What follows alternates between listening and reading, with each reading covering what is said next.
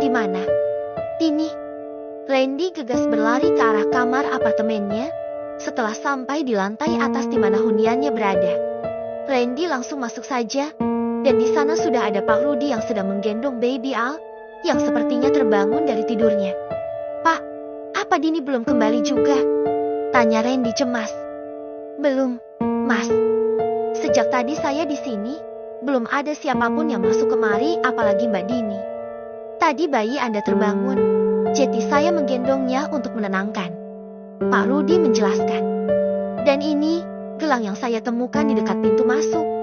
Pak Rudy memberikan gelang milik Dini yang sempat jatuh tadi. Randy menerimanya. Gelang itu memang milik istrinya. "Ya Allah, kamu kemana sih, Din? Jangan bikin aku cemas gini," gumam Randy sangat khawatir. Randy menggenggam erat gelang itu. "Pak, bisa tolong carikan dia di sekitaran sini. Siapa tahu memang dia lagi keluar atau main ke tetangga penghuni lain." Randy meminta tolong. "Baik, Mas. Saya akan coba cari," jawab Pak Rudy. Pak Rudy memberikan baby Al kepada Randy. "Mama kamu kemana, sayang? Papa cemas," Randy bertanya pada baby Al. Randy mengayunkan baby Al di gendongannya. Hatinya tak tenang sama sekali. Dia begitu mengkhawatirkan Dini. Randy merogoh saku celananya dan mengeluarkan ponsel. Randy menghubungi Pak Zain dan Bu Sania untuk menanyakan Dini, tetapi mereka bilang Dini tak ada pulang ke rumah. Lalu, Randy juga menghubungi Riri, siapa tahu Dini berkunjung juga ke rumah Riri. Tapi sama, Riri mengatakan Dini tak ada juga di rumahnya. Randy semakin kalut, dia tak tahu kemana perginya Dini. Randy menghubungi ibunya, memintanya untuk datang menjaga baby Al, karena Randy akan pergi untuk mencari Dini. Bu Jemila yang terkejut mengetahui menantunya pergi entah kemanapun berkata akan segera datang. Randy duduk di sofa, masih dengan menggendong baby Al. Pikirannya kacau, keberadaan Dini belum diketahui. Randy sungguh khawatir. "Kamu di mana, Din? Gak biasanya kamu kayak gini.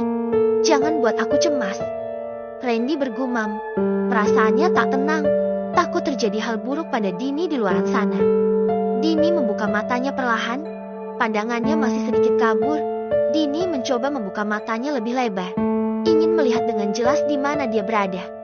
Dini berhasil memperjelas penglihatannya dengan terus mengerjap-ngerjapkan matanya. Tetapi, saat Dini berhasil melihat dengan jelas, dia malah tak tahu tempat yang kini di tempatnya. Sangat asing. "Aku di mana?" gumam Dini dalam hati. Dini hendak bangun, tetapi saat itu dia sadar bahwa tangan dan kakinya terikat. Dini menjadi panik. Dia menggerak-gerakkan tangan dan kakinya agar lepas dari ikatan itu. Namun talinya sangat kuat, tak mampu dibuka olehnya yang bertenaga kecil. Dini ingin menjerit, tetapi dia juga baru sadar bahwa mulutnya ditutupi lakban hitam. "Ya Allah, aku di mana? Dan aku kenapa?" Dini menjerit dalam hati. Dini menoleh ke sana kemari dalam posisi berbaring miring. Tempat dia sekarang berada bukanlah kamar atau apartemennya. Dini memang ada di sebuah kamar, tapi entah kamar siapa.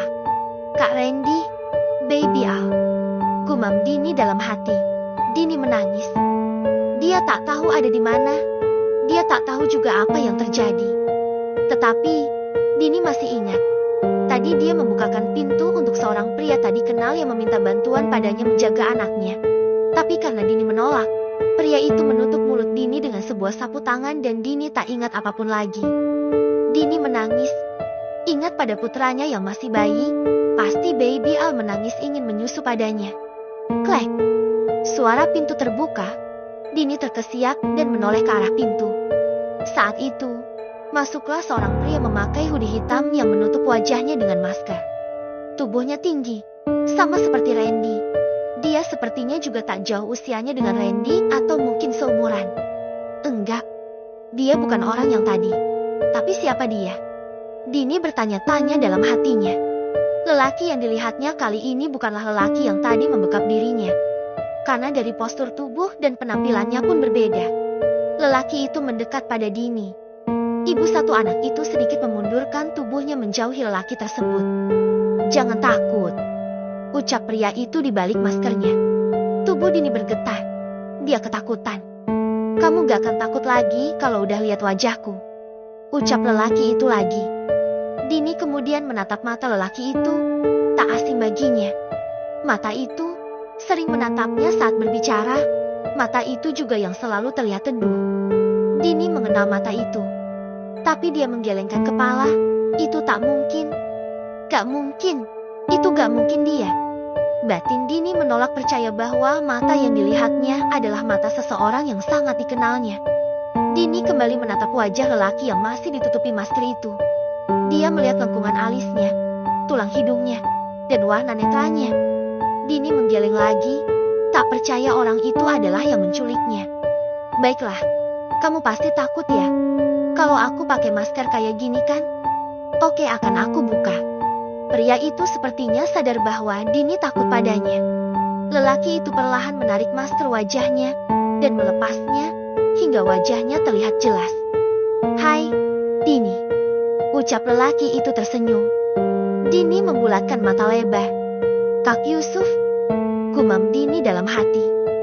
Benar dugaan Dini, orang ini adalah Yusuf, kakak kelas Dini sekaligus teman sekelas Randy dulu.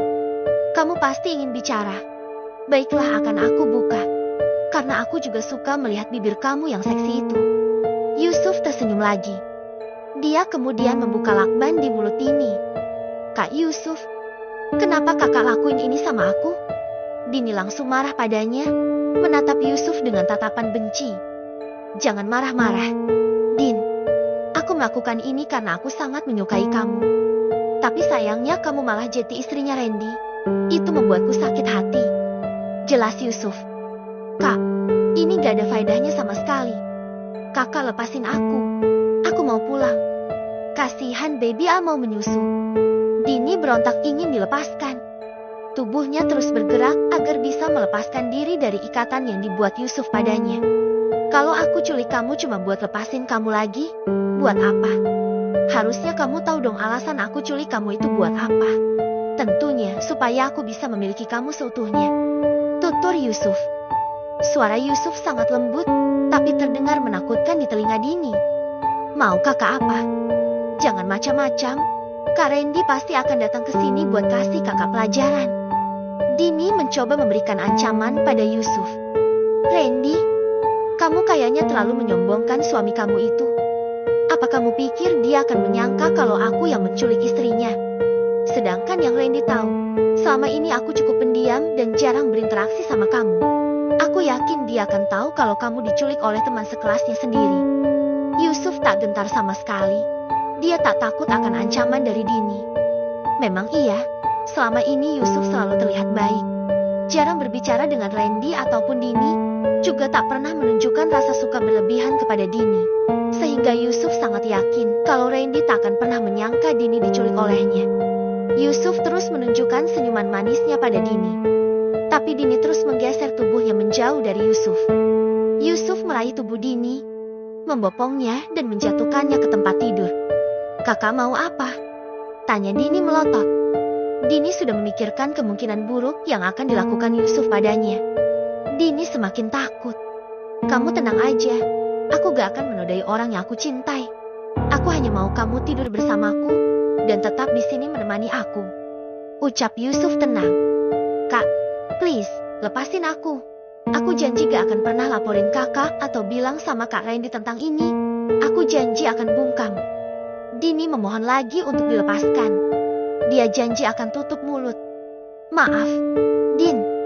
Tapi untuk kali ini aku gak akan turuti kemauan kamu. Maaf ya. Yusuf bukannya melepaskan Dini. Dia malah menutup kembali mulut Dini dengan lakban baru. Dini menjerit dengan mulutnya yang tertutup hingga air matanya membasyi pipi. Tapi Yusuf seolah tak mendengar. Dia juga tak iba sama sekali pada Dini. Dia hanya terus tersenyum melihat bagaimana Dini menangis meminta dilepaskan. Kamu menjerit sekeras apapun gak akan ada yang datang ke kamarku. Karena di sini sedang gak ada siapapun kecuali kamu. Aku dan orang yang membawa kamu ke sini. Jadi silahkan terus berusaha menjerit. Yusuf seperti seorang psikopat yang tak memiliki hati nurani lagi. Yusuf mendekat lagi pada Dini, menunjukkan sapu tangan putih yang sudah dibubuhinya dengan obat bius. Kamu tidur lagi ya, sayang?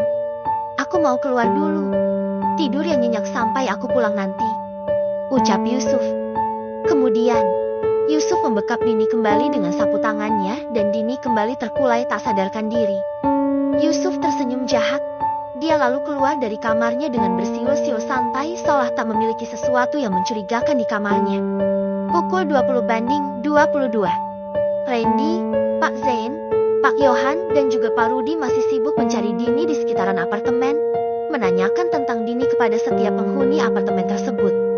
Tetapi, mereka semua mengaku tak pernah bertemu dengan Dini hari itu. Mereka lalu menjauh dari apartemen dan mulai mencari di luaran sana, menunjukkan foto Dini di ponsel masing-masing. Tak ada satupun yang melihat gadis itu, mereka bahkan tak melihat Dini sama sekali seharian. Ren, sudah waktunya kita menghubungi polisi untuk mencari Dini. Pencarian kita nggak membuahkan hasil. Pak Yohan memberikan saran. Tadinya, Randy pikir bisa menemukan Dini tanpa perlu campur tangan polisi. Tapi jika sudah begini, Randy terpaksa harus menggunakan jasa polisi juga untuk mencari istrinya yang belum juga pulang. Padahal sudah malam. Iya, Pak. Kita lapor polisi aja. Rasanya Randy juga hampir putus asa cari Dini seperti ini. Mungkin dengan bantuan polisi bisa mempermudah upaya pencarian kita. Randy setuju dengan ayahnya untuk melibatkan polisi. Ya sudah, Papa akan telepon polisi sekarang juga. Pak Yohan, tanpa menunggu lama, langsung menghubungi polisi setempat, melaporkan kehilangan anggota keluarga. Polisi pun berjanji akan segera datang ke apartemen Randy untuk mengumpulkan bukti-bukti jejak hilangnya Dini. Ren, ayo pulang ke apartemen dulu. Polisi akan segera datang untuk mencari petunjuk di apartemen. Ajak Pak Yohan pada anaknya. Randy gak bisa tenang. Pak, Randy khawatir Dini kenapa-kenapa di luaran sana. Randy ingin mencari Dini lagi. Randy tak mau diajak pulang. Ren, Papa tahu kamu cemas, tapi kamu juga harus tetap tenang. Jika polisi sudah turun tangan, kita hanya perlu membantu mereka dalam menjalankan tugasnya, supaya Dini bisa segera ditemukan. Pak Yohan tak mau anaknya terlalu cemas. Dia yakin Dini akan ditemukan. Randy terdiam, bingung sekali dirasa. Pak Yohan tak ambil pusing. Dia segera membawa putranya kembali ke apartemen. Pak Yohan dan Randy tiba di kamar apartemen Randy. Dengan langkah gontai, pemuda itu masuk. Randy, bagaimana? Apa Dini sudah ditemukan? Bu Sania bertanya pada menantunya. Air matanya terus mengalir. Randy menggelengkan kepalanya. Ya Allah, kamu kemana? Dini, kenapa kamu pergi tanpa pamit? Nah, Bu Sania menangis semakin kencang.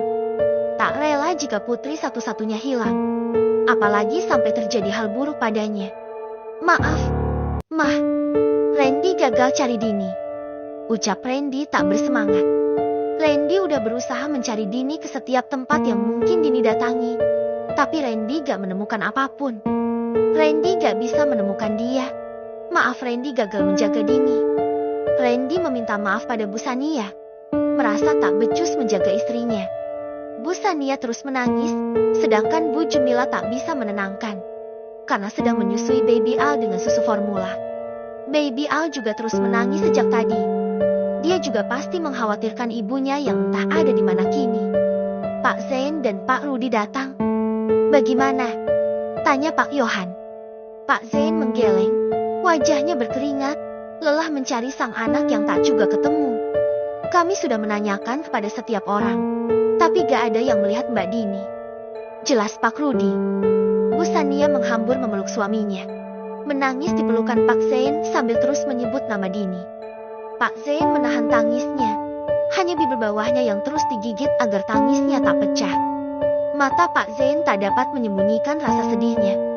Siapapun tahu dia sangat kehilangan Dini, putri satu-satunya. Dalam suasana harus seperti itu, dua polisi datang ke kamar apartemen Randy. Mereka lalu mulai menanyai asal mula kejadian hilangnya Dini. Randy yang ditanyai lebih dulu, menjelaskan bagaimana awalnya dia tahu sang istri hilang. Dia mengatakan awal mulanya karena Dini tak dapat dihubungi. Lalu meminta Pak Rudi sebagai security penjaga apartemen untuk mengecek ke kamarnya dan mengatakan kalau Dini tak ada.